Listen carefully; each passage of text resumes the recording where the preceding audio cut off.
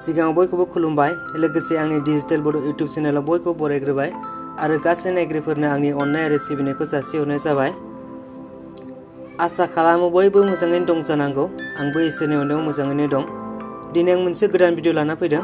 दिनैनि भिडिअआव आं आधार कार्डखौ अनलाइन माबोरै डाउनलड खालामो आं बेखौ डाउनलड खालामनानै दिन्थिगोन। जाय बिथांमोना आधार कार्डखौ अनलाइन डाउनलड खालामनो रोङा बिथांमोना फार्स्टनिफ्राय जोबजासिम नायबानो जाबाय भिडिअखौ। आरो जाय बिथांमोना नायनो गोसो गैया बिथांमोना भिडिअखौ स्किप खालामबानो जाबाय।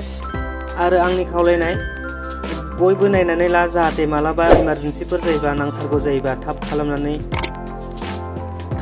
लानो हायो नोंनि नङाबा गुबुननि खबरखौ। बेनिखायनो सोलोंनानै लानाया मोजां। आं भिडिअखौ जागायजेनसै। नोंथांमोना जिखुनु जाया मोनसे ब्राउजारजों बानायनो हागोन। आं बेखौ क्रोम ब्राउजारजों बानायनोसै। बेजों साबसिन जायो आंनि साननायाव।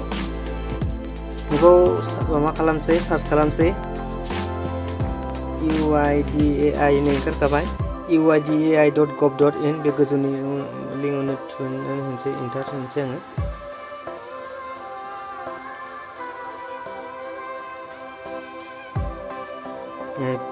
पेजआ गेवबाय ओमफ्राय जिखुनु जाया मोनसे लेंगुवेज सेलेक्ट खालामनो हागोन नोंथांमोना। आं इंलिसखौनो खालामनोसै।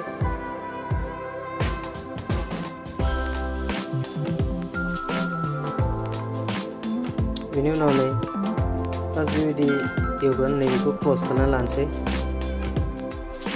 ओमफ्राय नै गेट आधाराव होनोसै आं। गेट आधाराव होबाय।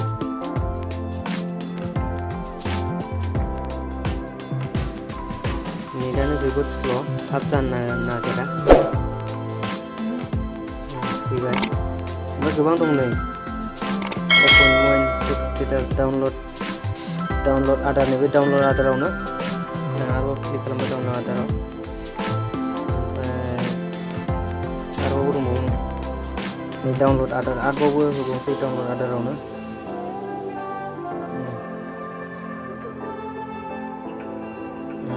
नों मोनथाम रोखोमै डाउनलड खालामनो हायो आधार नाम्बार नङाबा एनरलमेन्ट आइडि नङाबा भार्चुवेल आइडि। नोंथांमोना जिखुनु जाया मोनसेजों बानायनो हागोन। आधार नाम्बार दंखायोबा आधार नाम्बारजों बानायनो हायो नङाबा एनरलमेन्ट आइडि नङाबा भार्चुवेल आइडिजों बानायनो हागोन। एनरलमेन्ट आइडिया जेब्ला फार्स्ट टाइम बानायो बे समाव मोनो। भार्चुवेल आइडिया बेखौ बानायनो हायो। आं माबाजोंनो आधार नाम्बारजों बानायगोन ओंखायनो आधार नाम्बारखौनो बावहोनोसै आं फिलआप खालामनोसै। आधार नाम्बारखौ होबाय दाना खेबसे फिलआप खालामनोसै। दाना सेन्ड OTP होनोसै। आधार नाम्बारजों लिंक थानाय मबाइल नाम्बाराव OTP थांगोन ओमफ्राय बेखौ दा फिलआप खालामबानो जाबाय। आं सेन्ड OTP होनोसै फिलआप खालामजोबखांखाबाय।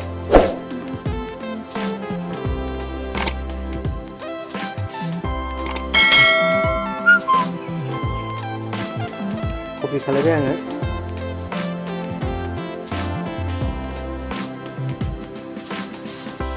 नैबाव OTP होनोसै दाना आं OTP खौ कपि खालामनानै पेस्ट खालामबाय ओमफ्राय दाना भेरिफाइ एन्ड डाउनलडआव होनोसै।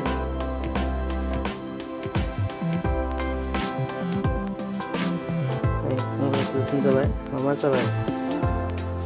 आं बेखौ नायनायनि सिगां र' माबा देखायना होनो मेगननो। बेयो PDF फाइलाव डाउनलड जायो ओमफ्राय बेहा पासवार्ड थायो। माबा नोंनि फार्स्ट आखरनि मोनब्रै केपिटेल लेटार लिरना होदो ओमफ्राय उनावहाय नोंनि डेट अफ बार्थखौ होदो माबाखौ इयारखौ मोनब्रै 8था जाबाय। आं माबा अपेन खालामनानै देखायनोसै नै बेनोमोन।